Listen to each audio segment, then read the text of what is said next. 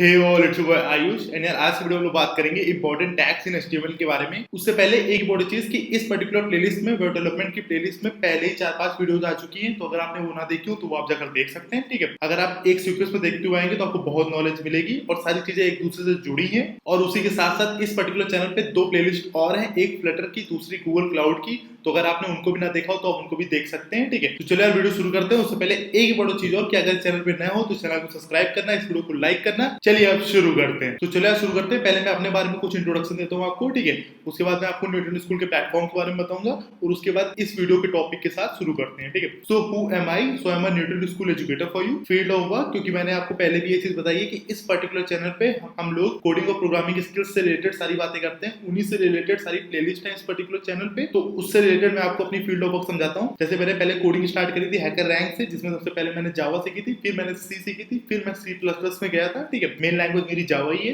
तो उसमें मैंने पहले हैकर रैंक पर काम किया। उसके बाद मैं कोडसेप पे मूव ऑन किया था और उसके बाद फिर मैं अपनी डेवलपमेंट साइड को एक्सप्लोर किया। तो मैंने पहले शुरू किया फुल स्टैक वेब डेवलपमेंट से। पहले उसमें फ्रंट एंड पढ़ा था, फिर बैक एंड मैंने 2 टेक्नोलॉजीज के साथ पढ़ा था, पहले नोड.जेएस और फिर पाइथन में जांगो। उसके बाद मैं मूव ऑन किया था फ्लटर में, तो उसमें मैंने काफी कूल एप्स बनाए थे। ठीक है, जो इस चैनल पे सेकंड प्लेलिस्ट है फ्लटर की, उसमें मैंने आपको बताया भी है और कैसे मैंने एप्स बनाए थे और कैसे आप बना सकते हैं, कैसे आप फ्लटर सीख सकते हैं, वो सब मैं उस प्लेलिस्ट में डिस्कस करता हूँ, तो आप उसको देख सकते हैं। और उसके बाद लास्ट में मैंने क्लाउड को एक्सप्लोर करना शुरू किया, जैसे मैंने पहले AWS पढ़ा और अब मैं GCP को पढ़ता हूँ। अब बात करते हैं प्लेस ऑफ वर्क। तो एट द मोमेंट यार सारी चीजें ऑनलाइन चल रही है। ठीक है, और 4 चीजें टीचिंग एक्सपीरियंस। तो मुझे 6 मंथ का टीचिंग एक्सपीरियंस है। मैंने full stack web development, Flutter और क्लाउड पढ़ाया है काफी लोगों को। तो ये कुछ इंपॉर्टेंट चीजें थी मेरे बारे में। अगर आप पहले से वीडियोस देख रहे होंगे तो आपको ये चीजें पता होंगी। अब कुछ इंपॉर्टेंट बातें मैं आपको बताता हूँ न्यूटन स्कूल के बारे में।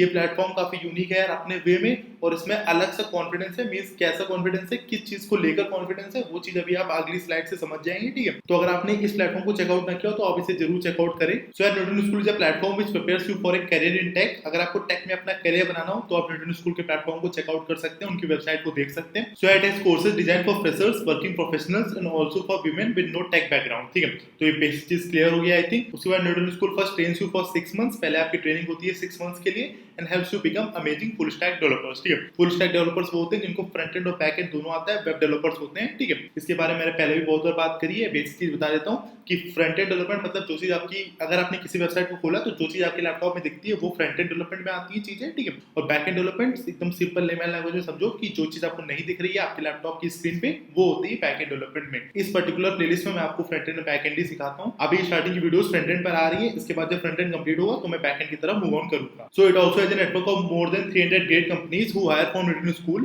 तो इनको 300 ग्रेट कंपनीज का नेटवर्क है। ठीक है, so once the training is complete Newton school also ensures that its students are placed with some of the best companies in the country. तो ये चीज न्यूटन स्कूल अपनी तरफ से इंश्योर करता है कि जो उसके स्टूडेंट्स हैं वो प्लेस्ड होने चाहिए अच्छी कंपनीज में। ठीक है, और यही एक यूनिक क्वालिटी है जो मैं अभी आपको आगे बताता हूँ। And the best part is that Newton school has a पे आफ्टर प्लेसमेंट प्रोग्राम। इस प्रोग्राम के बारे में मैं बात कर रहा था, under which you don't have to pay Newton School anything until unless you are placed with a minimum 5 lakh CTC।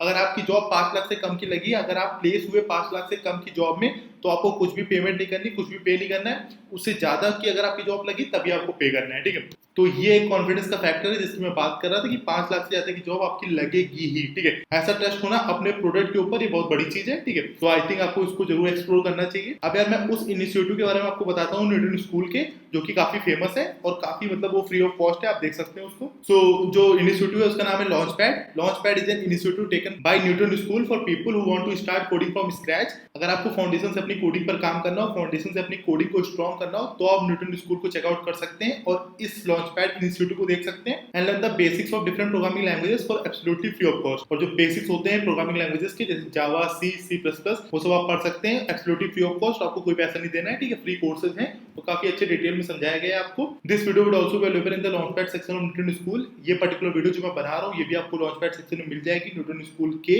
There you can practice several quizzes and assignments related to this course. और वहां practice कर सकते हैं quizzes और assignment के साथ इस course से रिलेटेड। ठीक है, अब यार बात करते हैं, मूव ऑन करते हैं इस पर्टिकुलर वीडियो के टॉपिक के साथ। आज की वीडियो का टॉपिक है इंपॉर्टेंट एचटीएमएल टैग्स। ठीक है, तो शुरू करते हैं। मैं आपको एक एक चीज अच्छे समझाता हूँ। ठीक है, बस यार इस वीडियो को लास्ट तक देखना, तो बहुत अच्छी अच्छी इंटरेस्टिंग चीजें सीखेंगे आप। ठीक है, तो पहले शुरू करते हैं इंपॉर्टेंट एचटीएमएल इंपॉर्टेंट टैग्स है। तो सबसे पहला है H1 हेडिंग। इसके बारे में मैंने पिछली वीडियो में बताया था, बट शॉर्ट में एक बस आपको एक चीज करके दिखानी है, तो वो मैं करके दिखा दूंगा, ठीक है। उसके बाद P टैग के बारे में बताना है, ये भी मैंने पिछली वीडियो में बताया था, बट इसको जल्दी रैप करेंगे। उसके बाद आगे चलते हैं, आगे काफी अच्छी अच्छी चीजें हैं, ठीक है। तो चलो यार, पहले मैं न्यूटन स्कूल का प्लेग्राउंड क्रिएट करता हूँ, उसी में हम लोग कोडिंग करते हैं। ये मैंने आपको पिछली वीडियो में बताया था, ठीक है। आई होप आप भी उसी में कोडिंग करते होंगे, ठीक है। और अब मैं इसमें लॉग इन करूंगा, ठीक है। आपने अकाउंट न बनाया हो तो आप साइन अप कर सकते हैं। सो लॉग इन करने के बाद प्लेग्राउंड में जाएंगे हम लोग, और मैं फिर से आपको नया प्लेग्राउंड क्रिएट करके दिखा देता हूँ, ठीक है। कुछ भी नाम दे सकते हैं आप, ठीक है, उसकी कोई प्रॉब्लम नहीं है, बस आपकी याद के लिए है वो कि आपने किस में क्या किया था। तो जैसे आप खोलेंगे तो ये कुछ डिफॉल्ट में लिखकर आता है। ये सब मैंने आपको पिछली वीडियो में बताया था बॉयलर प्लेट कोड के बारे में, HTML की, ठीक है। अगर आपने वो वीडियो नहीं देखी तो आप जाकर देख सकते हैं। उसके बाद मैंने आपको स्टार्टिंग में बताया था कि अभी हम लोग किसी और फील्ड पर काम नहीं कर रहे हैं, सिर्फ HTML की बात कर रहे हैं। तो बाकी चीजें आप रिमूव कर सकते हैं यहाँ से, ठीक है, जिससे कोई डाउट्स नहीं होंगे, कोई प्रॉब्लम नहीं होगी आपको। तो हम लोग index.html में आ गए, और ये सारी चीजें मैंने आपको पिछली वीडियो में बताई थी, ठीक है। तो आज मैं सिर्फ टैग्स के बारे में बात करूंगा। टैग्स में जितनी लॉजिकल और काफी अच्छी इंटरेस्टिंग चीजें हैं उनके बारे में आपको बताऊंगा। तो पहले हम लोगों ने देखा था हेडिंग और पैराग्राफ टैग के बारे में। इसके बारे में पिछली वीडियो में बता चुका हूँ, तो वो मैं आपको जल्दी से करके दिखाता हूँ। मेन चीज मुझे ये बताओ कि हेडिंग कहाँ यूज होती है, कि हेड सेक्शन में यूज होती है कि बॉडी सेक्शन में यूज होती है।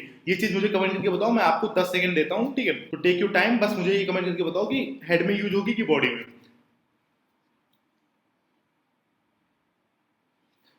सो आई थिंक आपने सही गेस किया होगा, बॉडी में यूज होती है, ये मैंने आपको पहले ही बताया था। तो मैं पहले H1 हेडिंग यूज कर रहा हूँ बॉडी में। अब इसके बीच में हम लोग कंटेंट लिखेंगे, ये सब मैंने आपको बताया था। हेडिंग में हम लोग का ओपनिंग और क्लोजिंग टैग दोनों होता है। उसके बाद पैराग्राफ टैग है जो आज का, इसके बारे में मैं पहले बता चुका हूँ, इसलिए ज्यादा इंट्रोड्यूस नहीं कर रहा हूँ। तो ऐसे पैराग्राफ टैग भी होता है यार, ओपनिंग और क्लोजिंग टैग के साथ। और पैराग्राफ में जो कंटेंट जाएगा वो ये जाएगा, इसलिए मैंने यहाँ लिख कर रखा है। इसको मैं कॉपी करूंगा, तो मैंने इसको कॉपी कर लिया है और यहाँ पर दोनों के बीच में पेस्ट कर देंगे, ठीक है। तो यहाँ पर आप देखिए लिख कर आ गया ये आयुष पांडे H1 हेडिंग, सबसे बड़ी हेडिंग, और ये पैराग्राफ में पूरा आ गया, ठीक है। अब जो और इंपॉर्टेंट टैग्स है जिसके बारे में मुझे समझाना है उनके बारे में बात करते हैं। उससे पहले यार एक काम करते हैं, इंडेंटेशन रूल मैं आपको सिखा देता हूँ, ठीक है। तो यार इंडेंटेशन रूल ऐसा होता है कि ऐसे मानो कि जैसे देखो कि अभी तो हम लोग यार न्यूटन स्कूल के एडिटर पर काम कर रहे हैं, ठीक है। तो इसमें ऐसा कोई प्रॉब्लम नहीं होती। इसमें क्या है, ऐसे देखो जैसे HTML है, ठीक है, तो ये बड़ा है, ये पेरेंट है समझ लो, ठीक है। तो जो उसके अंदर आएगा उसका पहला बच्चा मान लो हेड, तो हेड उससे थोड़ा नीचे, मतलब इसकी लाइन में थोड़ा अंदर होगा इससे, ठीक है। ये मेन क्राइटेरिया होता है, अगर आपने कोई भी लैंग्वेज पर काम किया तो आपको पता होता है, ठीक है। और ये हेड के अंदर का बेटा है, उसका मेटा और टाइटल भी है, ठीक है। तो मेटा और टाइटल तो दोनों बच्चे हैं, तो वो दोनों लाइन में आएंगे, पर वो हेड के थोड़ा अंदर होंगे, ठीक है। तो यार ये तो न्यूटन स्कूल का प्लेग्राउंड है, इसलिए इसमें इंडेंटेशन अपने आप हो जाता है। जैसे मैं इसमें बॉडी पर आया और मैंने क्लिक किया तो अपने आप नीचे एरो आया, ठीक है, उसके बराबर पर नहीं आया, यहाँ पर नहीं आया, ठीक है। पर अगर आप किसी एडिटर पर काम कर रहे हैं जैसे एटम या किसी पर, ठीक है, तो वो नहीं आता है इंडेंटेशन रूल। तो ये चीज आपको समझानी होती है कि कभी भी काम करो तो अगर किसी एडिटर पर करो तो काफी प्लगइन्स होती हैं, आप उनको इंस्टॉल कर सकते हैं, वो अपने आप ये चीजें कर देते हैं। वरना इस चीज को हमेशा ध्यान रखना कि जो भी पेरेंट हो उसका जो भी चाइल्ड हो वो उसके अंदर आए थोड़ा, ठीक है, मतलब उसकी सेम लेवल पे ना रहे, मतलब ये हेड और ये HTML एक साथ सेम लेवल पे ना रहे, इंडेंटेशन पे रहे, थोड़ा अंदर रहे उसके, ठीक है। अब सबसे पहला क्वेश्चन है हाउ टू इटैलिसाइज टेक्स्ट, ठीक है। तो इस चीज को ध्यान समझना है, इसमें दो चीजें हैं जो काफी लोगों को नहीं पता होता है, ठीक है। पर एक बेसिक चीज समझो कि ऐसे मानो कि कुछ नहीं पता हमको, ठीक है, मुझे भी नहीं पता, आपको भी नहीं पता, तो इसमें ये लिखा है। तो अब मैं सर्च करता हूँ गूगल पे कि इसका कोई सॉल्यूशन है, क्योंकि मैंने आपको ये बताया था कि डेवलपर हैं आप तो आपको गूगल से दोस्ती करनी पड़ेगी, ठीक है। तो बस ये इटैलिसाइज टेस्ट करना है, इतना मुझे कीवर्ड पता है, ठीक है। और यहाँ लिखूंगा इटैलिसाइज HTML MDN, ठीक है। MDN की वेब डॉक्स के बारे में मैंने बात करी थी आपसे, तो इसमें एक ही आ गया EM और एक ही I आ गया। पहले EM वाला देख लेते हैं, ठीक है। तो यार EM वाला कुछ ऐसा है, ये ओपनिंग टैग भी है और क्लोजिंग टैग भी है, ठीक है। और इसके बारे में चीजें आप यहाँ से पढ़ सकते हैं, इसमें एट्रीब्यूट्स है कि नहीं वो भी आप देख सकते हैं, और दिखता कैसा है वो आप यहाँ से देख सकते हैं। जैसे ये पैराग्राफ टैग है, उसके अंदर ये EM यूज किया ब्लॉक लेवल में, ठीक है। तो ये इसको इटैलिसाइज कर देगा, मतलब इटैलिक नहीं होता है कि थोड़ा टेढ़ा कर देगा, जो इटैलिक फॉन्ट होता है लिखने का जब हम लोग कर्सिव राइटिंग लिखते हैं, तो वैसा ही ब्लॉक लेवल को कर दिया है इसने, ठीक है। तो EM यूज कर सकते हैं हम लोग, एक पहली चीज ये हो गई, ठीक है। और जो दूसरी चीज हम लोग को दिखी थी वो हम लोग देख लेते हैं। एक ये I टैग भी है, इस पर भी क्लिक करके देख लेता हूं मैं। सो I टैग में मैं नीचे आया तो मैंने भी इसमें भी देखा पैराग्राफ टैग था, और I में भी ओपनिंग और क्लोजिंग टैग है, और इसमें भी ये इटैलिसाइज कर देता है, ठीक है। अब ये मेन चीज आती है कि कौन सा यूज करें, कौन सा यूज करना चाहिए, ठीक है। तो अब उसके बारे में बात कर लेते हैं। अब देखो there are two ways to do that. पहला है EM, it marks text that has a stress emphasis, it makes it look italicised. और सेकंड है I टैग, ठीक है, it does the same thing visually, दोनों का काम एक ही है। It also marks the text that's in between the tags italicised. बस दोनों डेफिनेशन में डिफरेंस समझो, इसमें क्या है कि स्ट्रेस एम्फेसिस दिखाता है और इटैलिसाइज करता है, और ये वाला सिर्फ इटैलिसाइज करता है, ठीक है। अब डिफरेंस की तरफ चलते हैं हम लोग, ठीक है। और फिर मैं इसको अभी कोड एडिटर में यूज करके दिखाता हूं न्यूटन स्कूल वाले। The emphasis tag tells the browser the word that are enclosed between it should be stressed, मतलब जो उस टैग के अंदर वर्ड्स हो वो स्ट्रेस्ड होने चाहिए, ठीक है। While the I tag only italicises the text, पर जो आई टैग होता है वो सिर्फ इटैलिसाइज करता है, मतलब आई टैग सिर्फ स्टाइल देता है, मतलब वो उसको सिर्फ वर्ड्स को इटैलिक कर देता है, उसका फॉन्ट चेंज करता है। पर जो एम्फेसिस टैग होता है ईएम वाला, वो एक मीनिंग भी देता है, मतलब उसके पीछे जो वर्ड्स होते हैं उनसे एक फीलिंग होती है, उनसे एक मीनिंग निकल के आती है और इटैलिसाइज भी करता है। बट आई वाला सिर्फ इटैलिसाइज करता है। आगे और पढ़िए, आपको समझ में आ जाएगा। तो it only style the text to make it slanted and it doesn't any of the emphasis, मतलब वो सिर्फ उनको स्लैंट करता है, आई टैग सिर्फ फॉन्ट स्टाइल देता है